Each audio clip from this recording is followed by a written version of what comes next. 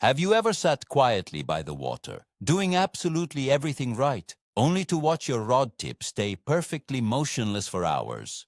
You are fishing the most beautiful textbook spot on the entire lake. It looks like a painting. Meanwhile, 50 yards down the bank, some guy with a cheap rod is making sloppy casts into a muddy puddle and pulling out monster fish.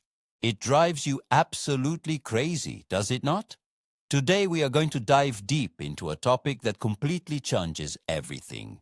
We are talking about the massive difference between fishing where the fish should be and fishing where they actually are. I promise you, by the end of this video, you will discover the exact blind spot that is ruining 90% of your fishing trips.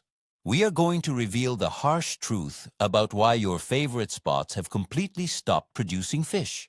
It is going to challenge a lot of the things your grandfather taught you. Tell me right now before we begin, how many hours of your life do you think you have wasted staring at a dead bobber simply because someone told you it was a good spot? Let us break down the real reasons why the fish are avoiding you. Before we get into the heavy details, we need to understand why this topic is so incredibly critical for every single fisherman. Let us be honest, our time on the water is precious. Most of us only get a few hours on the weekend to escape the stress of work and enjoy nature. When we finally get out there, we fall back on the comforting habits we have held for decades. We naturally rely on the same old beliefs. We are told to always fish the fallen trees, always fish the deep holes in summer, and always trust the spots that worked 5 years ago. It is human nature to do the exact same things over and over, hoping for a different result. We love the tradition of it. But here is the problem with tradition. Traditions do not catch fish. While we sit comfortably in our folding chairs expecting the fish to follow our old rules, the lakes and rivers are constantly shifting. The water changes, the food sources move, and the fish adapt to survive. The reason so many people struggle to catch fish year after year is simply because they refuse to adapt alongside the environment. They fish for a ghost. It is time to step out of our comfort zone and look at the water with a fresh pair of eyes. Let us talk about the perfect textbook fishing spot. You know the exact place I am talking about. Picture this scene in your head right now. It is early morning on the lake. The mist is rolling gently off the surface. The water is as smooth as glass. On the opposite bank, there is a massive fallen oak tree extending into the dark water.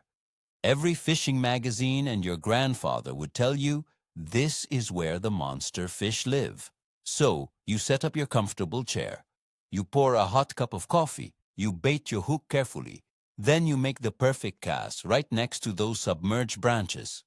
And then you wait. You sit in absolute silence, watching the tip of your rod. 1 hour passes by, 2 hours pass by. The sun gets higher in the sky. You have not had a single bite.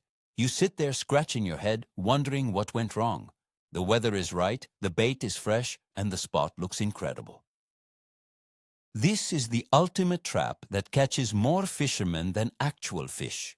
You are fishing exactly where the fish should be, according to the old rules. But the brutal reality is that the fish simply are not there today. They do not care about the textbook. They care about food and comfort. We get so blinded by how a spot looks above the water that we ignore what is happening underneath. It is time to break that habit right now. Think about the river you have fished for the last 5 years. You probably have a favorite spot. It is a deep hole right after a bend in the river. 5 years ago, you pulled 3 massive fish out of that exact hole. Since then, you return to that same spot every single weekend. You walk down the familiar dirt path, set up your gear, and cast your line into the exact same coordinates. But recently, you catch absolutely nothing. Why is that happening? It is because the underwater landscape is constantly changing. Nature does not stand still. We forget that water is a powerful force. The heavy spring floods came through 2 years ago and completely changed the bottom of the river. That deep hole that used to hold the biggest fish is now completely filled with sand and silt. The structure is gone. The hiding places are gone. But you are still fishing there purely out of habit. You are fishing a memory instead of the reality of the river today. Fish do not care about your past success. If the underwater terrain changes, the fish pack their bags and move to a new neighborhood. You have to do the same thing. You must learn to reevaluate your local waters every single season. Take the time to probe the bottom. Feel what is down there with your sinker. If it feels different than it did 3 years ago, the fish have already figured it out. It is time for you to accept the truth and find their new home. Now let us talk about the pressure factor. Imagine pulling into the parking lot of your local public lake on a Saturday morning. There are already 20 cars parked there. You grab your gear and head down to the most obvious, easiest to reach spot on the bank. It is a nice, clear area with no annoying bushes to snag your line. It looks incredibly inviting, but here is the harsh truth. Every single person who parked in that lot earlier this week fished that exact same spot. Fish are not as stupid as some people like to believe. They learn. They adapt to danger. When they hear the constant slamming of car doors, heavy footsteps on the bank, and the splash of heavy sinkers hitting the water all day long, they associate that area with danger. That beautiful, easy-to-reach spot has become a total dead zone. You are casting your expensive bait into a panic room. The fish have evacuated. To find the fish, you have to be willing to do what the other 20 guys will not do. You have to walk an extra mile down the bank. You have to push through the thick brush and get a little mud on your boots. The big, smart fish move away from the noise and settle in the hardest places to reach. Stop fishing where it is easy for you. Start fishing where it is hard for you, because that is exactly where the fish feel safe enough to actually eat your bait. Let us tackle the great myth of deep water. It is the middle of the summer. The sun is beating down on you, and the air is boiling hot. Your grandfather always told you that when it gets hot, the fish go to the deepest part of the lake to stay cool. So, you paddle your boat right to the center of the lake. You find the deepest hole on your depth finder. You drop your bait straight down into the abyss, and you wait. You wait for hours, sweating in the sun, absolutely confident that the big ones are down there enjoying the cold water. But your line never moves. You are fishing where they should be, but you are completely ignoring the science of the water. In the heat of the summer, lakes form something called a thermocline. Below a certain depth, the water might be nice and cold, but it holds absolutely zero oxygen. The fish cannot breathe down there. If they swim into that deep, cold hole, they will literally suffocate. Instead, they suspend higher up in the water column, or they move into thick, shallow weeds that produce oxygen during the day. You are currently fishing in a dead zone, waiting for a bite that is physically impossible. You must understand the water temperature and the oxygen levels. Stop blindly dropping your bait into the deepest, darkest hole just because it is hot outside.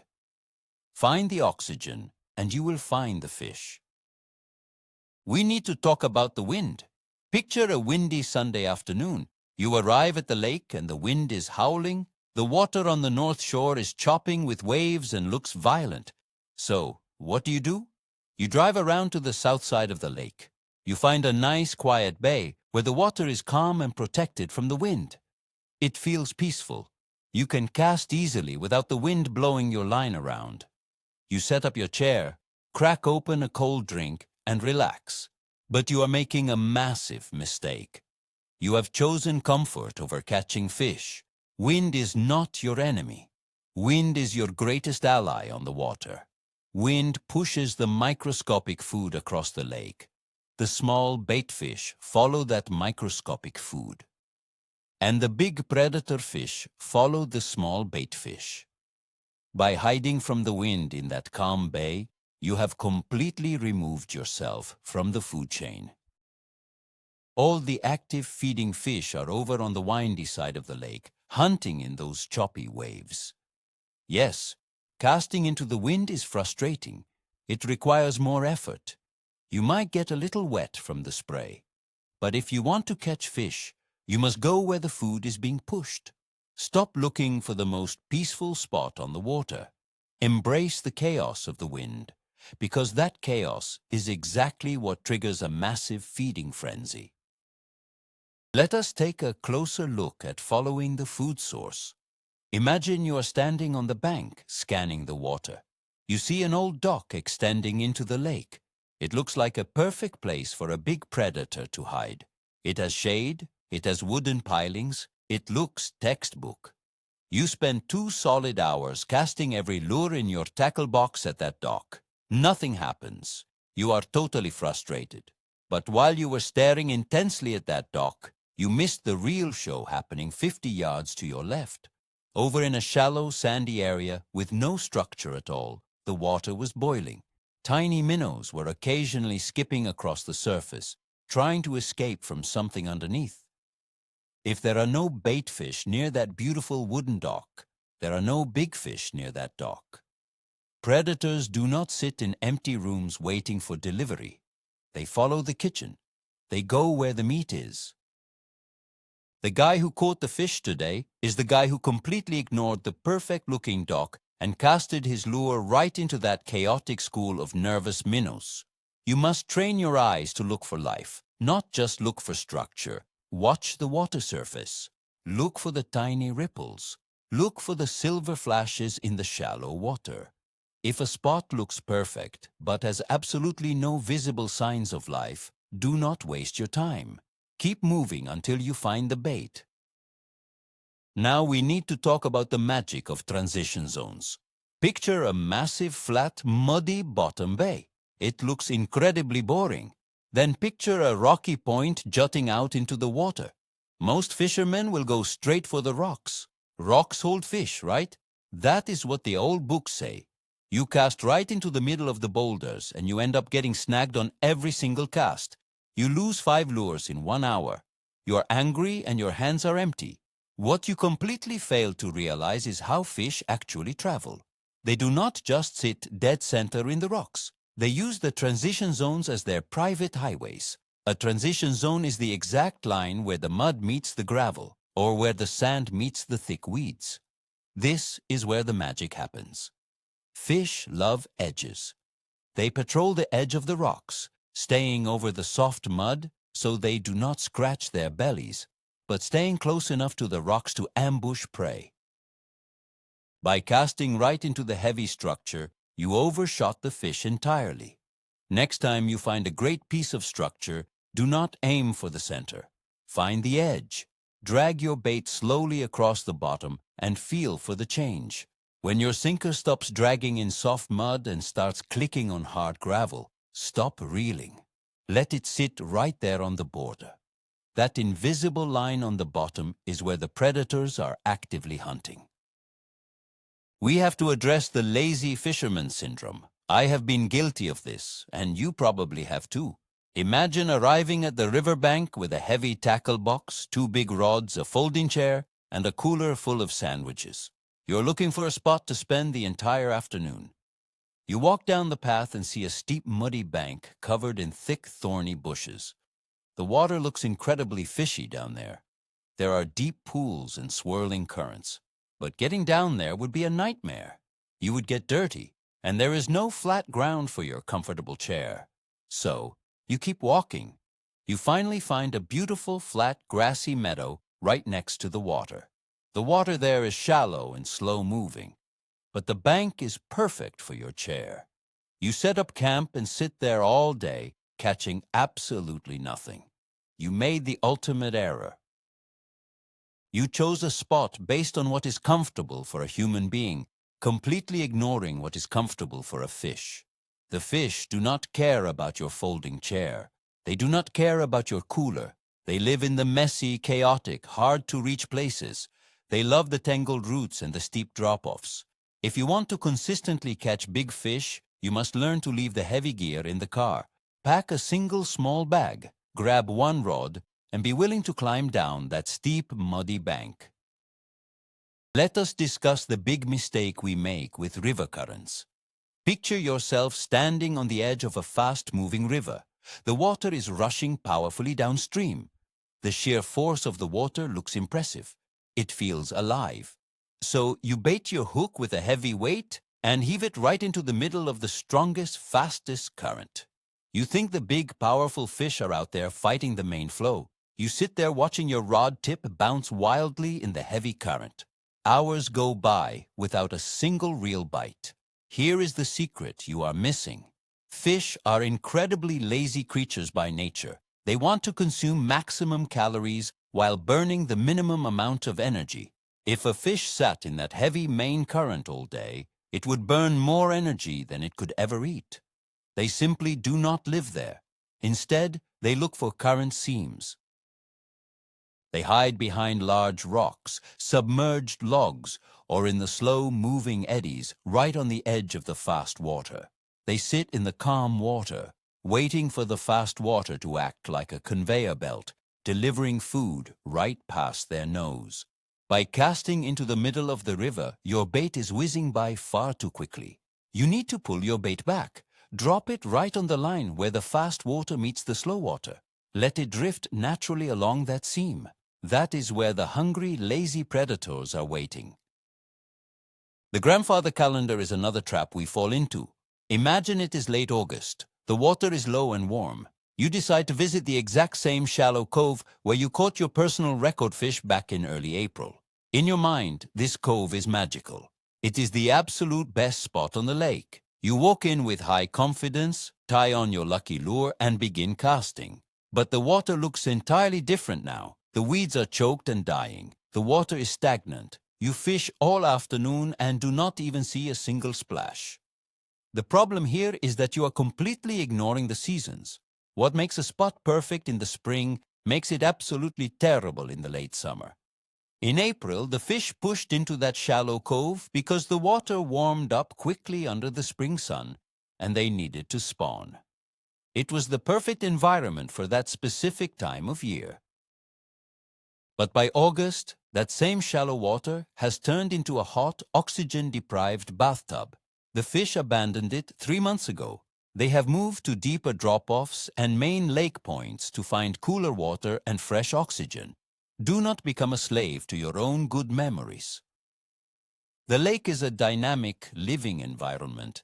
You cannot use a springtime strategy in the middle of the summer. You must constantly adjust your location based on the current season, not on the ghosts of your past catches. Let us talk about the incredible power of shade. Picture a bright, sunny afternoon. The sun is directly overhead, beating down on the water with intense heat. The lake looks beautiful, sparkling in the sunlight. You are casting your lure out into the open water, retrieving it through the bright sunlit shallows. You are doing everything right, but nothing is reacting to your bait. You are forgetting one crucial piece of anatomy. Fish do not have eyelids. They cannot squint when the sun is bright. The intense light hurts their eyes and makes them feel exposed to predators from above, like birds. So, when the sun is high and bright, fish retreat. They do not necessarily go to deep water, but they absolutely must find shade. They tuck themselves tight underneath floating docks. They hide deep inside the shadows of large lily pads. They hover under the branches of overhanging trees. They will literally bury their noses into the darkest shadows they can find. If you are casting into the bright open water on a sunny afternoon, you are fishing where the fish used to be during the low light of the morning. You have to change your tactics. You must learn to skip your lure deep under those docks. You must cast into the heavy shadows near the bank. Stop fishing the open water when the sun is high. Seek out the darkest shadows, and you will find the hiding fish. We need to destroy the shallow water myth. I hear this from fishermen every single day. Picture a massive, deep lake. Most people believe that the bigger the fish, the deeper the water it must live in. So you get in your boat, drive right past the shallow flats, and drop anchor over 80 feet of water. You spend the entire day vertically jigging heavy lures into the dark depths, hoping to hook a monster. Meanwhile, you catch absolutely nothing. Here is the reality check. Yes, big fish will retreat to deeper water to rest and digest their food. But deep water is like a bedroom. It is a place to sleep. When a massive predator gets hungry, it does not stay in the bedroom. It goes to the kitchen. And in most lakes and rivers, the kitchen is in the shallows. The absolute biggest fish in the lake will cruise into water that is barely 2 feet deep to hunt for frogs, crawfish, and small bait fish. By completely ignoring the shallow water, you are missing out on the most aggressive feeding moments of the day. You should never be afraid to cast your lure into dirt, shallow water, especially early in the morning or late in the evening. Some of the most explosive strikes happen in water so shallow that you can actually see the back of the fish break the surface before it hits your bait. Stop assuming that big fish only live in the deep abyss. Let us discuss the silent approach. Imagine walking down a beautiful, quiet river trail early in the morning. You are excited to start fishing. You find an amazing spot right next to the bank. In your excitement, you jog down to the edge. You drop your heavy plastic tackle box on the rocks with a loud crash. You stomp your heavy boots on the bank to get comfortable. Then you make your first cast, expecting an immediate bite. But nothing happens. You just ruined your own perfect spot before your lure ever touched the water. Fish have an incredible sensory organ called a lateral line running down the side of their bodies. They do not just hear noise, they actually feel vibrations in the water. To a fish hiding near the bank, the sound of your heavy boot stomping on the ground feels like an earthquake. The loud crash of your tackle box sends shockwaves straight into their habitat. They instantly realize a predator has arrived, and they shut down completely or swim away in a panic. You must learn to treat fishing like hunting. When you approach a new spot, you must be completely silent. Walk softly. Place your gear down gently on the grass. Keep a low profile so your shadow does not fall across the water. The most successful fishermen are the ones who can sneak up on a spot without the fish ever knowing they are there. Stealth is just as important as your choice of bait. Now think about how you handle water clarity. Picture a river you fish regularly. Usually the water is crystal clear. You love using small, natural-looking lures that imitate the local bait fish perfectly. But this weekend you arrive after 2 days of heavy rain. The river is swollen and the water looks like thick chocolate milk. It is completely muddy. Despite the change, you stubbornly tie on the exact same natural, transparent lure you always use. You cast it out, retrieve it quickly through the muddy water, and get completely ignored. You're making a huge mistake. In clear water, fish use their eyesight to hunt from a distance. But in muddy water, their vision is reduced to almost zero. They cannot see your transparent, fast-moving lure until it is literally bumping into their nose. When the water gets muddy, fish pull completely tight to hard cover like logs and rocks. They stop roaming around. They wait for something noisy and smelly to come right to them. You must completely change your approach. Put away the subtle, natural lures. Tie on something bright, bulky, and loud. Add rattles to your bait. Slow down your retrieve to a crawl. You have to put the bait right on their front porch and give them time to find it using their lateral lines and their sense of smell. You cannot fish muddy water with a clear water mindset. We must confront the waiting game mistake. Imagine you arrive at a highly recommended spot. It looks fantastic. You cast your bait out, put the rod in the holder, and sit down. An hour goes by. Nothing. 2 hours go by. Nothing. You tell yourself that you just need to be patient.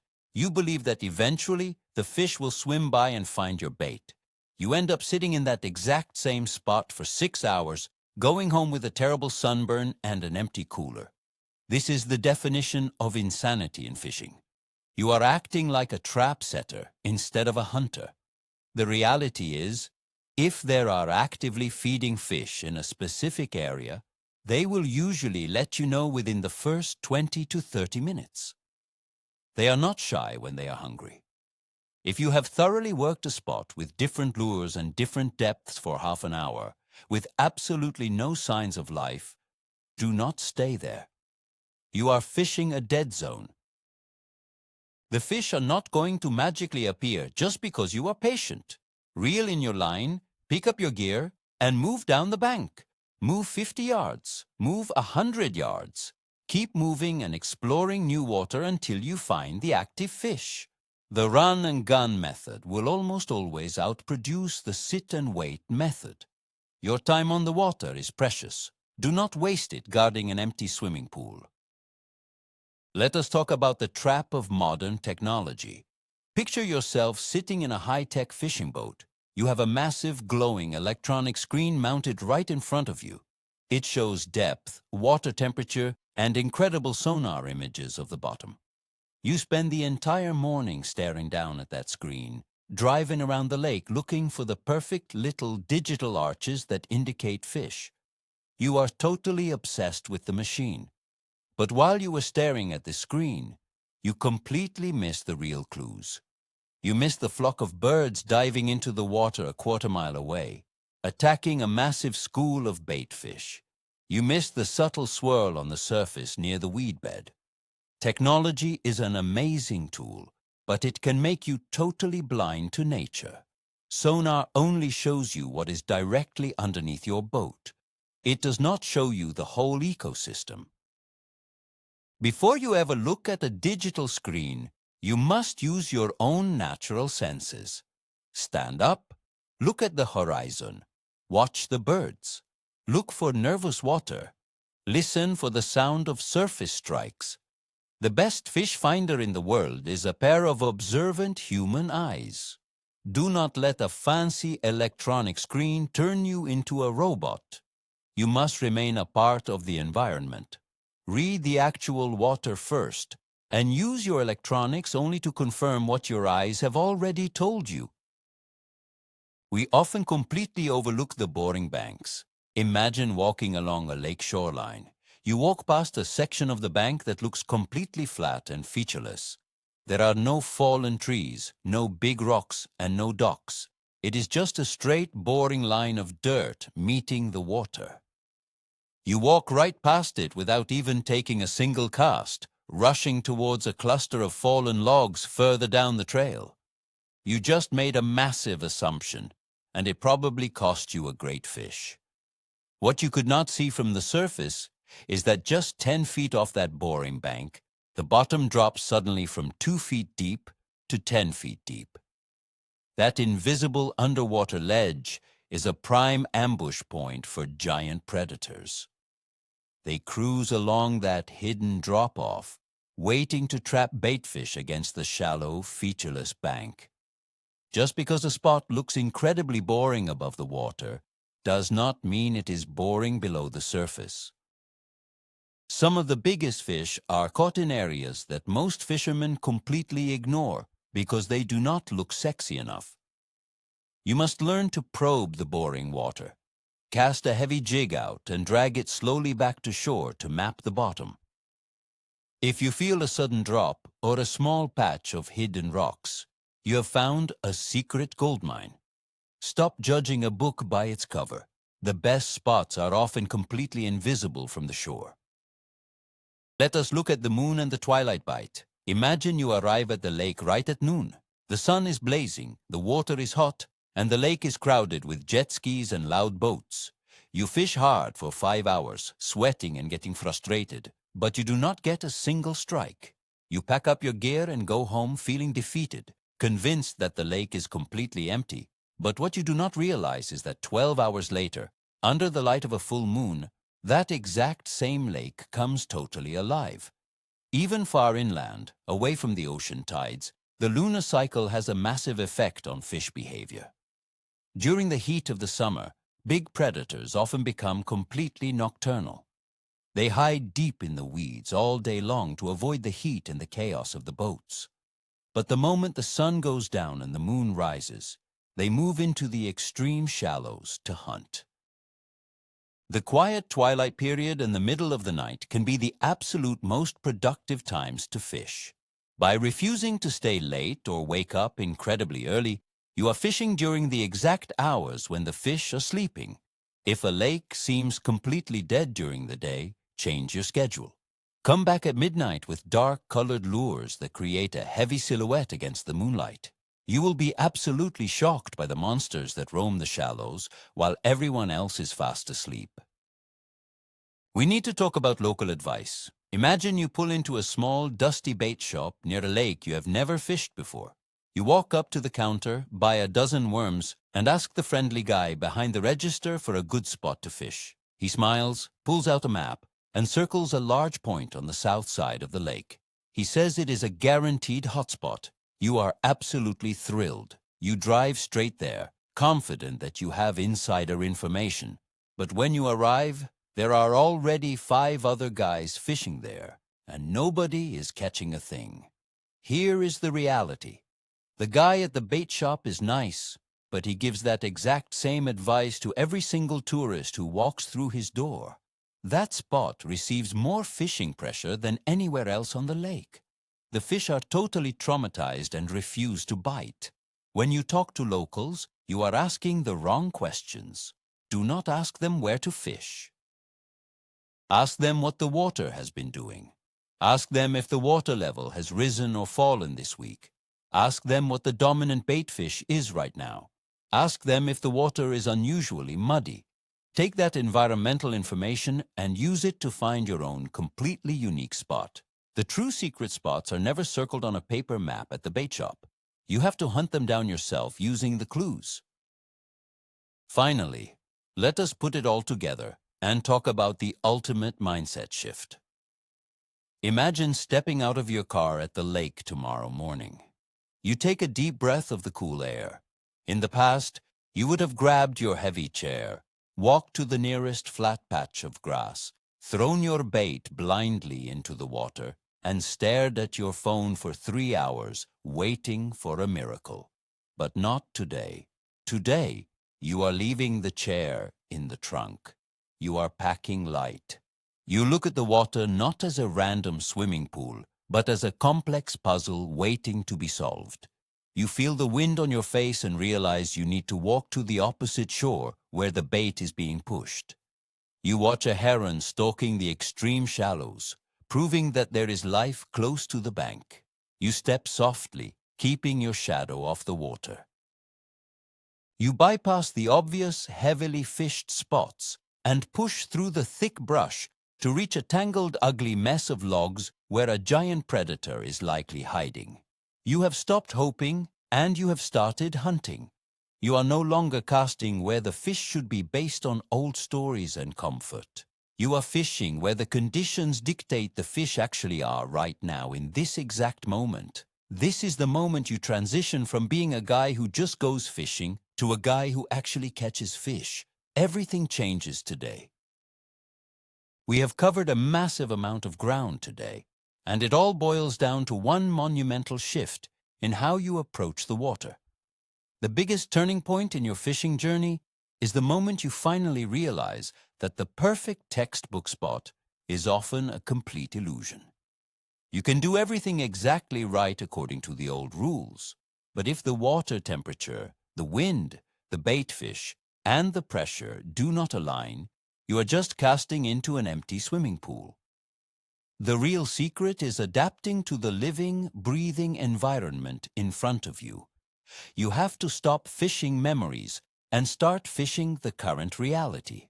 By putting away the chair, moving silently, reading the signs of nature, and hunting down the actual feeding zones, you will completely transform your success rate on the water. I want to thank you so much for taking the time to watch this video.